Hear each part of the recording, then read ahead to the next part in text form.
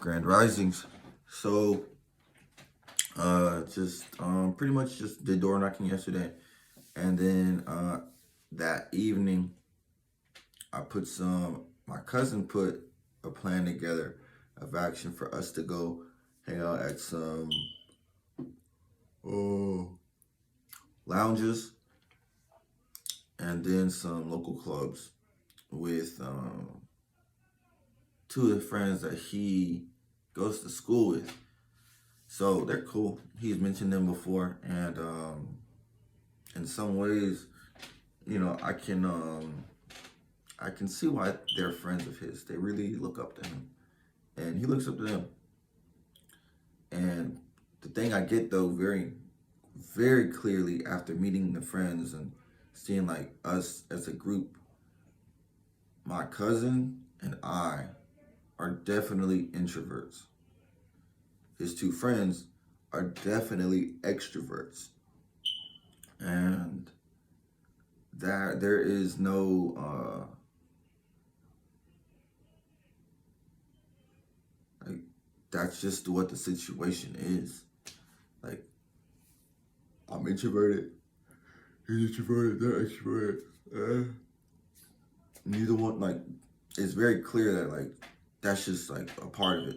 So it makes the conversations we have um just like extroverts some I have like can have like shallow conversations. They can have talk like that's like where like the funny stuff is and the introductions and meeting people. And introverts are more like we got to talk about ideas and you got to think about this idea I had or this experience I had or it just comes off different. And I noticed that I was like, I could definitely track the pattern, like what the extroverts how they talk, and just like make sure I like keep pay attention to that. But one thing that's like when they're telling stories is like he's like they see themselves as who they are in the situation because we was like yeah when we were kids well actually they didn't say when we were kids they say black parents be like this, which assumes of course that I was a child when my parent was doing like this. And so introverts on the other hand see themselves as the center, like oh yeah when I was a kid, and then they just the stuff just comes across differently.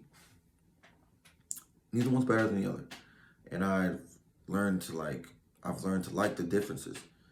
So I can love the way I am more because I'm definitely an introvert, no doubt about it. Uh, there's a book out there called The Power of Introverts. I need to get it. But besides that, yeah, just I ended up passing out like 75 business cards.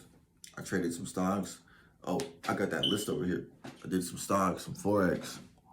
Um, I called up my friends. Was talking with them throughout the day. Paid my credit card. What was that saying? I sent the buyer client the address for our meeting on Monday. I made some more flashcards. I checked on the part for my car, which pretty much that is that car is too much for me to fix. So I'm not going to. I'm gonna get somebody else to do it.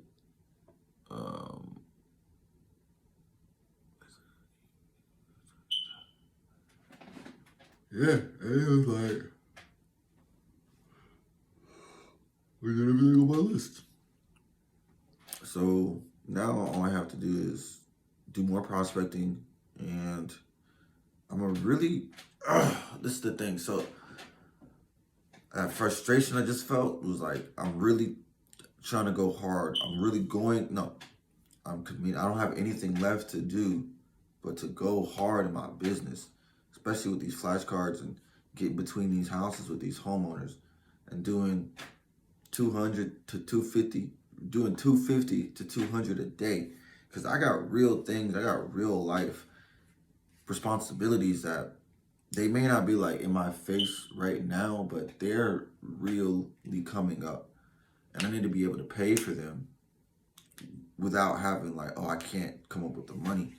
So those are the things I need to focus on as fuel for why I need to work even more to become better at my trade profession and to secure myself. So I'm gonna definitely write those things down and keep them, like looking at them, like why am I going so hard, so that when I can make sure like this is my motivation for becoming this person who can go through these situations before they become a situation. By which I mean, I gotta have money to pay some people. So I need to have money to pay some people. It's not a game. It's not a game. So I need to actually get real about getting this money up to pay these people. Because